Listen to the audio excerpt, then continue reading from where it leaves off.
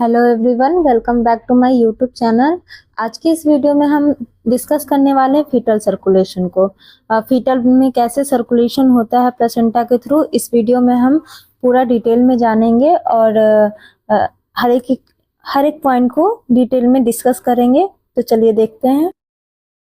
In fetal circulation the embryo develops a separate fetal circulation from 16th post fertilization day. तो इसमें बोल रहा है कि फर्टिलाइजेशन के 16th डे के बाद से ही एम्ब्रियो जो है फीटल सर्कुलेशन को डेवलप करता है। उससे पहले जो होता है सारा न्यूट्रिएंट्स ये सब सर्कुलेशन प्लेसेंटा के थ्रू होता है, लेकिन फीटल सर्कुलेशन जो है स्टार्ट होता है 16th फोर्थ फर्टिलाइजेशन डे, मतलब फर्टिलाइजेशन के 16th डे के बाद से। Foetal heart start being from 21st day of fertilisation. Foetal का जो हार्ट होता है वो कब से स्टार्ट हो जाता है? तो 21st 21वें दिन फर्टिलाइजेशन के 21वें दिन के बाद से जो फीटल का हार्ट है वो बीटिंग करना स्टार्ट कर देता है। Simultaneously, the fetus in utero derived oxygen and nutrients from the placenta as its lungs and alimentary tract are functionless. Foetal का जो लंग्स होता है और एलिमेंट्री ट्रैक्ट्स जो होते हैं वो फंक्शनलेस होता है। इसकी वजह से जो है फीटस को यूट्रस के अंदर ही सारा ऑक्सीजन और न्यूट्रिएंट्स जो भी होता है वो प्लेसेंटा के थ्रू प्रोवाइड कराया जाता है, क्योंकि वो उसका जो खुद का लंग्स है और एलिमेंट्री ट्रैक है वो फंक्शन सही से नहीं करता है। तो यहाँ पे सारा जो काम सही से सारा न्यूट्रिशन ऑक्सीजन ये सब देने का जो काम होता है वो प्लेसेंटा के थ्रू कंप्लीट होता है। So, fetal circulation is the circulation through which the fetus receive oxygen and nutrients for its survival through the placenta. Not only this, fetal circulation ensure high oxygen blood supply to the brain and myocardium. तो इसमें बोल रहा है कि जो fetal circulation है वो foetus को ऑक्सीजन और न्यूट्रिएंट्स दोनों ही रिसीव करवाता है प्लेसेंटा के थ्रू। और ना सिर्फ इसका काम ऑक्सीजन और न्यूट्रिशन पहुंचाना होता है, जब बल्कि ये इंश्योर करता है कि हाई ऑक्सीजन ब्लड सप्लाई जो है फीटस के ब्रेन को और मायोकार्डियम जो हार्ट के मसल्स होते हैं उसको भी हाई मात्रा में ऑक्सीजन का सप्लाई मिलता रहे। देन नेक्स्ट पॉइंट देखते हैं हम, features of foetal circulation. Foetal circulation का फीचर्स क्या क्या होता है? तो फर्स्ट है placenta is a organ that supply oxygen to the growing foetus. Placenta एक जो ऑर्गन होता है वो ही फीटस को ऑक्सीजन सप्लाई करता है जब तक वो यूट्रस के अंदर ग्रो करते रहता है तब तक। देन नेक्स्ट पॉइंट है foetal lung do not exchange gases as there are 8 functionless. जो फीटल का लंग होता है वो गैस एक्सचेंजेस नहीं करता है, क्योंकि इसका भी जो लंग्स भी जो है उसका वो फंक्शनलेस होता है। इस वजह से यहाँ पे फीटस का लंग गैस एक्सचेंजेस नहीं करता है। Foetus lungs receive less than 1% of the blood volume. Foetus का लंग्स ब्लड तो रिसीव करता है लेकिन लेस देन 1%, मतलब 1% से भी कम ब्लड वॉल्यूम फीटस का जो लंग्स है वो रिसीव करता है। नेक्स्ट पॉइंट है राइट आर्टियम of the fetal heart the chamber with the highest oxygen concentration. तो जो फीटस का राइट आर्टियम होता है वो चैम्बर में सबसे ज्यादा हाई ऑक्सीजनेटेड ब्लड वहां पे प्रेजेंट होता है। नेक्स्ट हम इसके स्ट्रक्चर्स को देखेंगे। Foetal circulation has 5 unique structures. Foetal का जो सर्कुलेशन होता है उसमें 5 यूनिक स्ट्रक्चर्स होते हैं, जो कि एक जो हम नॉर्मल एडल्ट्स होते हैं उसमें नहीं होता है, सिर्फ और सिर्फ फीटस में पाया जाता है। जैसे बर्थ आफ्टर बर्थ ये सारी चीजें चेंज हो जाती है। तो कौन कौन से 5 यूनिक स्ट्रक्चर्स होते हैं उसको हम 1 बाय 1 करके देखते हैं। तो फर्स्ट है अम्बिलिकल वेन। इसमें जो अम्बिलिकल वेन होता है वो क्या करता है? This is the vein that transport oxygen and nutrients to the foetus. तो इन्हें नॉर्मली आफ्टर बर्थ क्या होता है कि जो हमारा वेन होता है वो डीऑक्सीजनेटेड ब्लड को कैरी करता है, लेकिन यही फीटस में क्या होता है, इसका काम होता है ऑक्सीजन और न्यूट्रिएंट्स को ट्रांसपोर्ट करने का। दूसरा है हमारा 2 umbilical arteries. The 2 umbilical arteries carry deoxygenated blood and waste product from the fetus. तो जो हमारा जो नॉर्मल लोग हम आफ्टर बर्थ में आर्टरीज क्या करते हैं, ऑक्सीजनेटेड ब्लड को कैरी करते हैं, लेकिन यहाँ पे ये जो है कैरी करता है डीऑक्सीजनेटेड ब्लड को, एंड इसके जो जो भी फीटस के अंदर वेस्ट प्रोडक्ट्स होता है उसको निकालने का काम आर्टरीज का ही होता है। तो बेसिकली जो हमारा आफ्टर बर्थ से जस्ट अपोजिट होता है। नेक्स्ट यूनिक स्ट्रक्चर है डक्टस वेनस, जो कि फ्रॉम वेन टू वेन होता है, जिसमें देखते हैं हम sends blood from the umbilical vein to the inferior vena cava by the passing the liver and organs of digestion।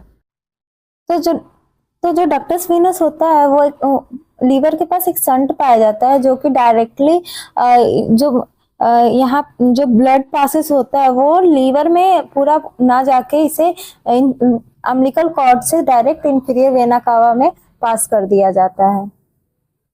Next जो स्ट्रक्चर है वो फोरामेन ओवल है, और जिसको ओवल ओपनिंग भी कहते हैं। ये एक संट होता है, इसमें क्या होता है कि blood from the right atrium to the left atrium by passing the lung, क्या करता है ये डायरेक्ट राइट आर्टरियम से लेफ्ट आर्टरियम में ट्रांसफर पास कर देता है। उसके बाद जो नेक्स्ट स्ट्रक्चर है वो डक्टस आर्टरियोसिस है, from the artery to artery. ये जो संट होता है कहाँ पे पाया जाता है, blood from the pulmonary artery to aorta by passing the lungs. ये क्या करता है डायरेक्ट ब्लड को पल्मोनरी आर्टरी से अरोटा में पास कर देता है। तो ये जो 5 है veins, arteries and ductus venous, foramen ovale, ductus arteriosus, ये 5 जो है यूनिक स्ट्रक्चर पाए जाते हैं फीटल सर्कुलेशन में। अभी मैं इसको आपको फिगर में दिखाती हूँ।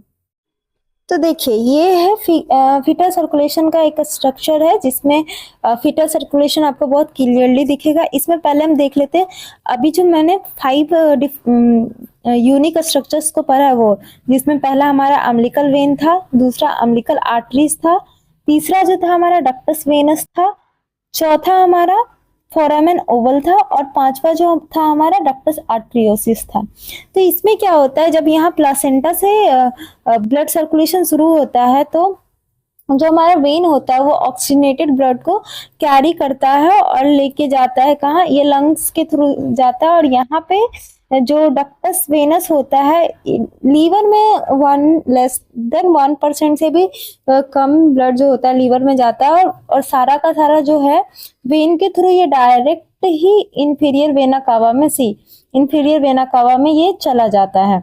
और उसके बाद क्या होता है, यहाँ से ये डायरेक्ट हमारा राइट आर्टरियम में आता है, और यहाँ पे जो फोरामेन ओवल होता है, ऐसे तो नॉर्मल जो प्रोसीजर होता है वो क्या होगा, राइट आर्टरी पल्मोनरी सर्कुलेशन में जाएगा, देन पल्मोनरी सर्कुलेशन से वापस लेफ्ट आर्टरियम में आएगा, देन ये लेफ्ट वेंट्रिकल में जाएगा, देन वहां से फिर ये अरोटा में जाके और फिर सिस्टमैटिक सर्कुलेशन में जाएगा। लेकिन यहाँ क्या है कि फीटस में ये अभी फंक्शन लेस होता है, इसलिए यहाँ पे जो फोरामेन ओवल होता है उसका सबसे मेन इंपॉर्टेंट रोल ये होता है ना कि ये डायरेक्ट जितना भी ब्लड होता है उसको यहाँ से राइट आर्टरियम से डायरेक्ट लेफ्ट आर्टरियम में पास कर देता है, और फिर यहाँ से ये डायरेक्ट ब्लड चला जाता है हमारे डायरेक्ट ब्लड आके वेंट्रिकल से जाके ये अरोटा में पास हो जाता है। अब यहाँ पे कुछ ब्लड जो होते हैं ना वो जाते हैं वो सिस्टमैटिक पल्मोनरी सर्कुलेशन में भी जाते हैं, तो कुछ ब्लड जो होते हैं वो नीचे से राइट वेंट्रिकल से जब ये पल्मोनरी सर्कुलेशन के लिए जाता है तो वहां पे एक डक्टस आर्टरियोसिस होता है जो कि आर्टरी से आर्टरी को कनेक्ट करता है, और यहाँ ये क्या करता है वो डायरेक्ट जो है ब्लड को अरोटा में भेज देता है, और फिर यहाँ से जो ब्लड है वो डायरेक्ट बॉडी में सप्लाई हो जाता है। तो ये था बेसिक सा सिंपल सा overall fetal circulation through the figure. अभी मैं ये फिगर में तो आई होप आपको समझ में आ गया हो। अगर थोड़ा बहुत कंफ्यूजन है भी तो अभी मैं आपको फ्लो चार्ट में भी 1 बाय 1 करके समझाती हूँ। तो ये है फीटल सर्कुलेशन का फ्लो चार्ट है। फीटल सर्कुलेशन इतना हार्ड नहीं है, लेकिन इसको थोड़ा सा समझना पड़ता है तो अभी हम पहले देख लेते हैं फर्स्ट क्या होता है। शुरू से फ्लो में कहाँ से शुरू होता है और कैसे कहाँ तक खत्म होता है, फ्लो चार्ट के अकॉर्डिंग हम समझते हैं। तो स्टार्ट होता है फ्रॉम द प्लेसेंटा। यहाँ पे क्या होता है, सिंगल अम्बिलिकल जो वेन होता है इन अम्बिलिकल कॉर्ड में जो हमारा वेन होता है वो कैरी करता है 80% सैचुरेटेड ऑक्सीजनेटेड ब्लड। यानी कि जो हमारा वेन होता है क्या करता है, 80% सैचुरेटेड ऑक्सीजनेटेड ब्लड को कैरी करता है। और फिर वहां से क्या होता है, ये हेपेटिक कैपिलरीज, हेपेटिक मतलब लीवर होता है, वहां से ये जाता है, वहां goes to liver through the fetal umbilicus, liver में जाता है अम्बिलिकस के थ्रू। वहां पे क्या होता है, then its branches into two, one large branches and one small branches. Liver के अंदर क्या होता है, दो ब्रांचेज बनते हैं, जहाँ पे एक जो होता है बड़ा लार्ज ब्रांच बनता है और दूसरा स्मॉल ब्रांच बनता है। उसके बाद क्या होता है कि यूनिट्स विथ पोर्टल वेन, और ये दोनों क्या है, एक यूनिट बनाता है पोर्टल वेन का, और फिर वहां से ये लीवर में जाता है और लीवर से ये इंफीरियर वेना कावा में जाता है। और यहीं पे क्या होता है कि ये तो सिस्टमैटिक सर्कुलेशन है। वहीं पे क्या करता है ना कि जो हमारा डक्टस आर्टियोसिस था, डक्टस वेनस जो था, वो यहीं पे काम करता है। क्या लीवर से डायरेक्ट इंफीरियर वेना कावा में ब्लड को सप्लाई करने का काम होता है। लार्ज ब्रांच जिसको हम डक्टस वेनस बोलते हैं, दो था, एक स्मॉल था जो कि लीवर में जाता है और दूसरा लार्ज था। यहाँ पे आप देखिए लार्ज ब्रांच जिसको डक्टस वेनस बोलेंगे, from the vein to vein bypasses, first bypass to the liver. और फिर उसके बाद क्या होता है, इंटर द इंफीरियर वेना कावा। उसके बाद ये क्या होता है, इंटर हो जाता है इंफीरियर वेना कावा में, that is mixing with venous blood from the inferior extremities. वहां पे क्या होता है, oxygen saturation of the blood at inferior vena cava before entry heart is 65%। Heart तो ब्लड का हार्ट तक पहुंचते पहुंचते उसमें कितना बचता है, 65% ऑक्सीजन सैचुरेशन बचता है। और उसके बाद वहां पे ये goes to right atria of the heart. तो यहाँ से ये सारा ब्लड जो होता है कलेक्ट होके राइट आर्टरिया में चले जाता है। यहाँ पे नोट क्या दिया हुआ है, the small branch unites with portal vein and goes to liver where from the venous drain into the inferior vena cava. तो ये जो दो था ना, एक तो लार्ज ब्रांच था जो कि डक्टस वेनस था, वो तो डायरेक्ट मिल गया ना इंफीरियर वेना कावा। लेकिन जो स्मॉल ब्रांच था वो लीवर में जाता है और फिर वहां से ड्रेन होके इंफीरियर वेना कावा में जाके मिक्स होता है। नेक्स्ट क्या देखते हैं, बी पार्ट में क्या देखते हैं, 75। अब जब ब्लड हमारा राइट आर्टिया तक पहुंच गया है तो उसके बाद क्या होता है, यहाँ पे 75% ब्लड जो होता है राइट आर्टियम में पहुंच जाता है। और फिर वहां से ये डायरेक्ट जो हमारा फोरामेन ओवल होता है दोनों के बीच में, उसके थ्रू ये डायरेक्ट कहाँ, फोरामेन ओवल के थ्रू ये चला जाता है, डायरेक्ट गोज टू लेफ्ट आर्टिया। वहां से ये फिर लेफ्ट वेंट्रिकल में आता है, फिर वहां से ये असेंडिंग ओरोटा में जाता है और वहां से ये कोरोनरी आर्टरी एंड अरोटा में चला जाता है। असेंडिंग ओरोटा के थ्रू ये कोरोनरी आर्टरी एंड अरोटा में चला जाता है। देन क्या होता है उसके बाद, from the aorta blood with 75% oxygen saturation is pump to the head, neck and superior extremities. यहाँ से क्या होता है, 75% जो ऑक्सीजनेटेड सैचुरेशन वाला ब्लड होता है वो head, neck and superior extremities में चला जाता है। यहाँ पे नोट दिया क्या दिया हुआ है, hence the fetal coronary circulation and brain receive the blood with the high level of oxygenation. तो इसमें क्या है कि जो हमारा फीटल का कोरोनरी सर्कुलेशन होता है उसमें ब्रेन और जो हमारा होता है उसको हाई लेवल का ऑक्सीजनेटेड ब्लड की जरूरत होती है, तो उसको वो प्रोवाइड किया जाता है। तो नेक्स्ट पार्ट में क्या देखेंगे कि जो हमारा 100% ब्लड था उसमें से 75% ब्लड तो अपर एक्सट्रीमिटीज में ही चला गया। मतलब तो इसमें अब देखिए यहाँ पे लिखा हुआ है कि सुपीरियर एक्सट्रीमिटीज में 75% ब्लड चला गया, क्योंकि जो हमारा ब्रेन होता है उसको हाई ज्यादा ऑक्सीजन की जरूरत होती है, इसकी वजह से तो 25% जो ब्लड होता है वो बच जाता है। तो अब वो 25% ब्लड का क्या होता है वो हम आप देखते हैं तो जो हमारा 25% ब्लड होता है इन राइट आर्टियम mix with the blood from the superior vena cava, ये जो होता है वो मिक्स हो जाता है सुपीरियर वेना कवा के साथ और drain the blood of the head, neck and upper extremities इंटर्स right ventricles, उसके बाद ये राइट वेंटिकल्स में आता है and then pump the pulmonary artery because the high pulmonary vascular resistant only 5 to 10% of blood in the pulmonary artery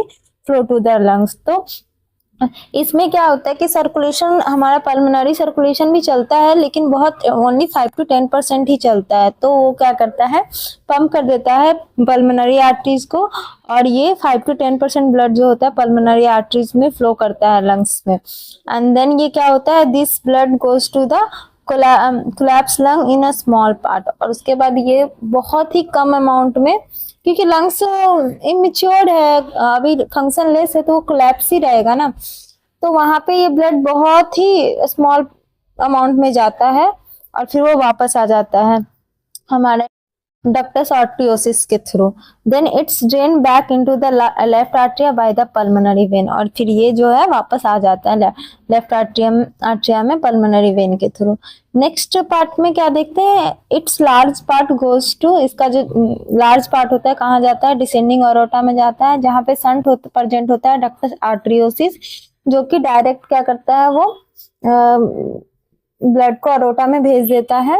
और यहाँ पे क्या, ये जो ब्लड होता है अरोटा, ये एब्डोमेन में जाता है, ये एब्डोमिनल अरोटा में जाता है, वहां से क्या होता है we supply the main body organs of the lungs, so the major part of the blood from the abdomen aorta. तो इस वाले में जितना भी ब्लड होता है वो मेनली एब्डोमिनल अरोटा में जाता है, goes to internal iliac arteries and to hypogastric arteries. ये जो होता है टू इंटरनल इलियक आर्टरी में जाता है और टू हाइपोगैस्ट्रिक आर्टरीज में जाता है, वहां से क्या होता है दीज आर्टरीज रन टुवर्ड्स अम्बिकस, और फिर ये जो आर्टरीज होता है यहाँ से होते हुए इधर चला जाता है टू अम्बिकल आर्टरीज में चला जाता है, और फिर वहां से क्या होता है जितना भी डीऑक्सीनेटेड ब्लड होता है, वेस्ट प्रोडक्ट्स होता है, enters the cord as to umbilical artery which carry the venous blood to the placenta for purification। उस सारे ब्लड को ले जाके ये प्लेसेंटा को ट्रांसफर कर देता है दोबारा से प्यूरिफिकेशन करने के लिए। तो ये था फ्लो चार्ट पूरा फीटल सर्कुलेशन का, होप कि आपको समझ में आया हो। एक बार अगर फिर से आपको देखना है तो वही चीज है जो उसमें बताया गया था। यहाँ से हमारा क्या है कि वेन में ऑक्सीजनेटेड ब्लड कैरी होता है, जो कि कितना होता है 80% ऑक्सीजन सैचुरेटेड होता है। यहाँ से ये लंग्स में जाता है, जिसमें कि 2 ब्रांचेस होते हैं, एक स्मॉल होता है एक लार्ज होता है यहाँ पे, और फिर स्मॉल वाला क्या होता है लीवर में चला जाता है। लीवर फंक्शन लेस होता है लेकिन फिर भी उसमें कुछ अमाउंट में ब्लड जाता है। और फिर जो लार्ज वाला होता है वो डक्टस वेनस के थ्रू, ये जो हमारा इंफीरियर वेना कावा है उसमें अटैच हो जाता है, उसके थ्रू क्या होता है इंफीरियर वेना कावा एंड सुपीरियर वेना कावा के थ्रू ब्लड जो है हमारा राइट आर्टरिया में आता है, और फिर राइट आर्टरिया से ये फोरामेन ओवल के थ्रू मैक्सिमम जो ब्लड होता है हमारा वो राइट आर्टरिया से लेफ्ट आर्टरिया में चला जाता है। एंड देन क्या होता है, और कुछ जो अमाउंट में होता है मतलब 75% चला जाता है। 25% जो ब्लड होता है वो हमारा राइट वेंट्रिकल में आता है। देन यहाँ से ये हमारा पल्मोनरी सर्कुलेशन के लिए जाता है पल्मोनरी, वहां पे क्या होता है कि ये जो हमारा डक्टस आर्टरियोसिस होता है उसके थ्रू लंग्स में ओनली 5 to 10% ही ब्लड जाता है। बाकी जो ब्लड जो होता है यहाँ से जाने के बाद ये वापस से अरोटा में ही आ जाता है, और फिर वहां से सारा ब्लड जो होता है कलेक्ट होके एब्डोमिनल अरोटा में आता है, और फिर सारे बॉडी में ब्लड फ्लो होता है। उसके बाद जो भी वेस्ट प्रोडक्ट होता है और डीऑक्सीजनेटेड ब्लड होता है उसको कैरी करते हुए क्या होता है, ये जो 2 आर्टरीज होते हैं वेनस ब्लड को कलेक्ट करते हुए वापस से प्लेसेंटा में आ जाते हैं फॉर द प्यूरिफिकेशन। तो ये सिंपल सा सर्कुलेशन है फीटल सर्कुलेशन, होप कि आपको समझ में आया होगा। चलिए अब देखते हैं नेक्स्ट पॉइंट। नेक्स्ट हम देखते हैं changes of circulation after birth. जैसे कि हम पहले ही बताएं कि फीटल सर्कुलेशन अलग होता है और जो बर्थ के बाद जो होता है हम लोग का सर्कुलेशन अलग होता है, अपोजिट होता है ना। उसमें हमारा आर्टरीज ऑक्सीजनेटेड ब्लड अगर हम लोग का कैरी करता है तो फीटस में डीऑक्सीजनेटेड ब्लड को कैरी करता है, हमें वेन डीऑक्सीजनेटेड ब्लड को कैरी करता है, फीटस में वेन्स का काम होता है ऑक्सीजनेटेड ब्लड कैरी करना। तो ये सारा, और फोरामेन ओवल हो गया, डक्टस आर्टरियोसिस, डक्टस वेनस, ये सारी चीजें जो होती है एक्स्ट्रा होता है। तो ये बर्थ के तुरंत बाद से इनमें चेंजेस आने लगते हैं। तो क्या क्या चेंजेस होते हैं फीटल सर्कुलेशन में आफ्टर बर्थ, अभी हम इसको डिस्कस करने वाले हैं। The hemodynamics of the fetal circulation undergoes profound change soon after birth। जो हीमोडायनामिक्स होता है फीटल सर्कुलेशन का वो चेंज होने लगता है, बर्थ के तुरंत बाद से ही चेंज होने लगता है। तो क्या क्या होता है वो देखते हैं। Cessation of the placenta blood flow, सबसे पहले तो क्या होता है, प्लासेंटल ब्लड फ्लो जो होता है वो बंद होता है, क्योंकि जैसे ही हम अम्बिलिकल कॉर्ड को काटते हैं उसके बाद से प्लासेंटा के थ्रू जो भी ब्लड फीटस में जाता है, फीटल में जो ब्लड सर्कुलेशन परफॉर्म करता है वो एट ए टाइम स्टॉप हो जाता है। एंड इनिशिएशन ऑफ रिस्पायरेशन, और जैसे ही बेबी का बर्थ होता है और बेबी जब फर्स्ट क्राई करता है तो क्या होता है, थ्रू द एयर बेबी के माउथ से एयर जाता है बेबी के लंग्स में, तो कोलैप्स जो लंग्स होता है वो उसी समय फूलता है और हमारा पल्मोनरी सर्कुलेशन है एट ए टाइम रिस्पॉन्स करना शुरू करता है उसी समय से। तो एक तो होता है स्टॉप होता है प्लेसेंटा ब्लड फ्लो सेसेशन होता है उसका, और दूसरा इनिशिएशन यानी स्टार्ट होता है रिस्पायरेशन का। ये दो चेंजेस जो होता है वो तुरंत ही होता है। उसके बाद से क्या क्या होना स्टार्ट होता है उसको चलिए देखते हैं। तो पहला क्या होता है, क्लोजर ऑफ अम्बिलिकल आर्टरीज। तो पहला जो है अम्बिलिकल आर्टरीज क्लोज हो जाता है, जैसे ही अम्बिलिकल कॉर्ड हम काटते हैं वो क्लोज हो जाता है। तो यहाँ पे क्या होता है, functional closure is almost instantaneous, preventing even a small amount of the blood to drain out। तो ये क्या होता है, फंक्शनल क्लोजर बहुत इंटेंशनली बहुत फास्ट होता है ताकि प्रिवेंट कर सके come small amount of the blood को भी, फीटल के ब्लड को भी ड्रेन आउट होने से यानी बाहर निकलने से प्रिवेंट कर सके।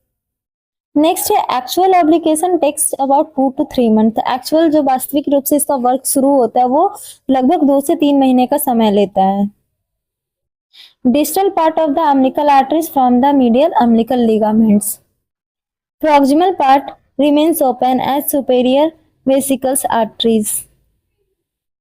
नेक्स्ट दूसरा चेंजेस होता है वो है अम्बिलिकल वेन में होता है। ये इसमें क्या होता है, ऑब्लिटरेशन आकर a little later than the arteries। इसका जो वेन का वर्क जो होता है वो आर्टरीज से थोड़ा सा लेट होता है ताकि its allow the few extra volume of blood 80 to 100 ml to be received by the fetus from the placenta. ताकि जो है 80 to 100 ml ऑफ जो ब्लड होता है, ज्यादा से ज्यादा ब्लड प्लेसेंटा के थ्रू, जो भी प्लेसेंटा में ब्लड हो वो फीटस को मिल सके, उसमें जा सके।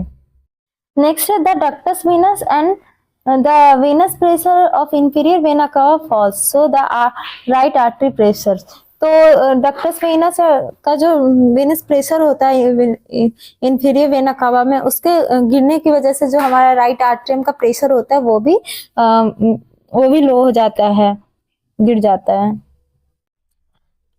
After obliteration the umbilical vein form the ligamentum teres. तो अम्बिलिकल वेन जो होता है वो चेंजेस होने के बाद क्या होता है, अम्बिलिकल वेन जो होता है वो लिगामेंटस टेर्स बन जाता है, जबकि जो हमारा डक्टस वेनस होता है लीवर के पास, तो ये जो है लिगामेंटम वेनोसम बन जाता है। नेक्स्ट चेंज है क्लोजर ऑफ डक्टर आर्टरियोसिस। तो अभी देखते हैं इसमें क्या चेंजेस होते हैं। तो फर्स्ट वन है closure of ductus arteriosus occur after the stabilisation of pulmonary ventilation. तो पल्मोनरी वेंटिलेशन के स्टेबलाइज होने के तुरंत बाद से ही क्या होता है, जो हमारा डक्टस आर्टरियोसिस है उसको वो क्लोज होने लगता है। देन दूसरा पॉइंट क्या है, rise in oxygen content stimulates it closure ductus arteriosus become ligamentum arteriosum. तो जो हमारा डक्टस आर्टरियोसिस है इसमें ये जो क्या होता है, लिगामेंटम आर्टरियोजम में चेंज हो जाता है बाद में। और नेक्स्ट पॉइंट है anatomical obliteration takes about 1 to 3 month, और एनाटॉमिकली इसमें चेंजेस आने में कितना 1 to 3 मंथ का टाइम लग जाता है। नेक्स्ट है हमारा क्लोजर ऑफ फोरामेन ओवल। जो नेक्स्ट जो फोरामेन ओवल है, राइट आर्ट्रियम और लेफ्ट आर्ट्रियम के बीच में जो फोरामेन ओवल था उसमें क्या चेंजेस आता है ये देखते हैं। तो फर्स्ट पॉइंट है, this is caused by the increase pressure of the left atrium combined with the decrease pressure of the right atrium. तो इसमें क्या होता है, ये कब चेंज होता है, जब जो लेफ्ट आर्ट्रियम का प्रेशर होता है जब इंक्रीज होता है और कंबाइंड होके क्या करता है, ये राइट आर्ट्रियम के प्रेशर को डिक्रीज कर देता है। देन क्या है, functional closure occur soon after the birth. इसका जो फंक्शनल क्लोजर होता है बर्थ के बाद ही चेंज हो जाता है, मतलब जैसे ही हार्ट लंग्स अपना काम करना, फंक्शन करना स्टार्ट होता है तो फिर जो सर्कुलेशन होता है वो नॉर्मल जैसे लोगों का होता है वैसे फ्लो करने लगता है। तो बीच का जो डायरेक्ट ब्लड पास हो रहा था उसका कोई जरूरत नहीं होता है। तो ये बर्थ के बाद ही चेंज हो जाता है। Anatomically closure occur in about 1 year एज, और एनाटॉमिकली इसको क्लोज होने में अप्रोक्स 1 year तक लग जाता है। Close foramen ovale form fossa ovalis, और जो फोरामेन जब क्लोज हो जाता है तो ये फोसा ओवैलिस को बना देता है। तो जो ये फोरामेन ओवल होता है यही जो है, आपने बहुत लोगों का सुना होगा कि हार्ट में छेद है, तो ये वही होता है। अगर ये 1 year तक सही से क्लोज नहीं होता है और ये ओपन रह जाता है तो इसकी सर्जरी करानी पड़ती है, और ये परमानेंट लाइफ टाइम ओपन रह जाता है तो फिर इसके सर्जरी कराना पड़ जाता है। इसी को हम आर्टरियल सेप्टल डिफेक्ट भी बोल सकते हैं, या वेंट्रिकल सेप्टल डिफेक्ट बहुत रेयर होता है, बट आर्टरियल सेप्टल डिफेक्ट जो होता है बहुत कॉमन होता है। इसी को हम बोलते हैं हार्ट में छेद है, बहुत सारे लोगों का आपने सुना होगा, तो ये इसी की वजह से होता है। नेक्स्ट क्या है, so within 1 or 2 hours following birth, neonatal heart pumps 500 ml blood per minute through the 120 to 140 beats per minute। तो बर्थ के 1 से 2 घंटे तक जो न्यूनेटल का हार्ट होता है वो लगभग 500 ml ब्लड को पंप कर देता है। इसका जो बीट करने की कैपेसिटी होती है 120 to 140 बीट पर मिनट होता है, मतलब 1 मिनट में ये 120 से 140 तक बीट करता है और 500 ml को ये जो है पंप कर देता है 1 से 2 घंटे के अंदर न्यूनेटल का हार्ट। और हम लोग का तो 72 बीट्स पर मिनट होता है, मतलब बहुत कम होता है, और हमसे जो नॉर्मल लोग जो बड़े लोग होते हैं उससे दुगना स्पीड में फीटल का हार्ट काम करता है, ताकि लंग्स ये सब का जो है फंक्शन सब कुछ स्टेबल होने में टाइम लगता है। तो आज के इस वीडियो में हमने पूरे तरीके से डिस्कस किया है फीटल सर्कुलेशन को। इसमें फीटल सर्कुलेशन क्या होता है, इसमें क्या क्या 5 यूनिक स्ट्रक्चर्स होते हैं, और उन सभी को फीटल सर्कुलेशन का फ्लो चार्ट क्या है, सब चीज को मैंने डिटेल में 1 by 1 करके डिस्कस किया है। आपका नोट्स भी इस वीडियो में ऑलरेडी आपके पास प्रेजेंट है। और इसके बाद जो भी न्यू यूनिक 5 चीजें होती है फीटल सर्कुलेशन में, और बर्थ के बाद वो चेंज कैसे हो जाता है और चेंज होके क्या बन जाता है, कैसे होता है, ये भी हमने इसमें डिस्कस किया है कि आफ्टर बर्थ कैसे ये सारी चीजें जो है चेंज होती है। होप कि आपको सारी चीजें समझ में आई होगी। अगर किसी तरीके का कोई कंफ्यूजन है या समझ नहीं आया, या आप चाहते हैं कि किसी स्पेशल पार्ट को मैं दोबारा से रिपीट करूं, या किसी भी प्रकार का अगर आपको प्रॉब्लम है तो आप मुझे कमेंट कर सकते हैं। मैं जरूर उस पर भी वीडियो बनाऊंगी। Thanks for watching this video.